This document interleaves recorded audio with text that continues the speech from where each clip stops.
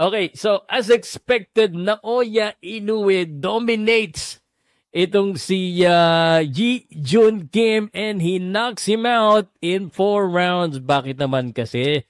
Sabi ni Ji Jun Kim, sige, lapitan mo ko, suntukin mo pa ako. And then after that, sinuntok nga, left and then right straight.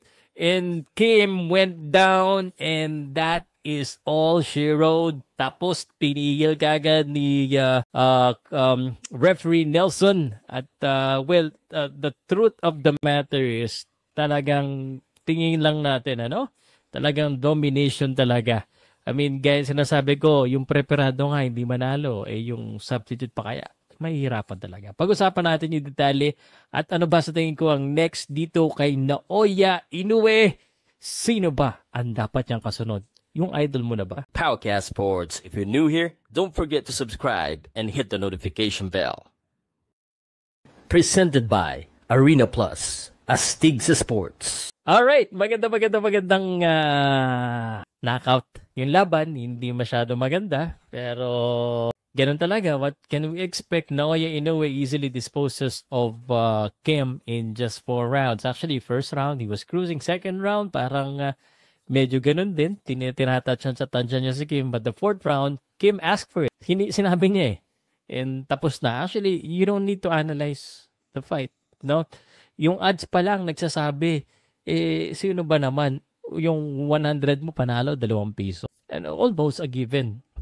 But hats off kay Kim. Kim fought his best. He cried after the fight. But don't worry, he has a lot of money after the fight because that is a big fight and pangarap lang ng iba. Now, Naoya Inoue nagpaagaw pa ng t-shirt. It's a domination. Naoya Inoue, ito yung respeto kay Inoue. Kahit hindi magaling, kahit sino kalaban niya, he's 100%. The speed, the power, everything is there. And what else can we ask? Here's what I would need sana kay Naoya Inoue. Sana naman Naoya Inoue, makit ka na ng team. Although Murodjon Akhmadilib is okay. I think okay naman yun. May pangalan naman si Akhmadilib. But aside from Sam Goodman, medyo hindi na rin. At kahit yung Akhmadilib, kasi tinalo ni Marlon Tapales yung Akhmadilib. The best route for Naoya Inoue, from my perspective, is just to go up already in weight and just get another belt. Just relinquish all of the belt para ang next world champion na natin, sina Marlon Tapales uli, sina Carla Miss Martin, Jerwin Angka, Super Bantam. Yan ang mga yan. But yung kay Sam Goodman, Akhmadilib, there's really no point. Even if undefeated si Sam Goodman, you should just go up. It's too easy for him, the super bantamweight. He's too strong, too fast, and wala nang dapat patunayan sa super bantam. Hawak mo na, 5 na kayong belt mo gusto mo pang kuhanin yung idol.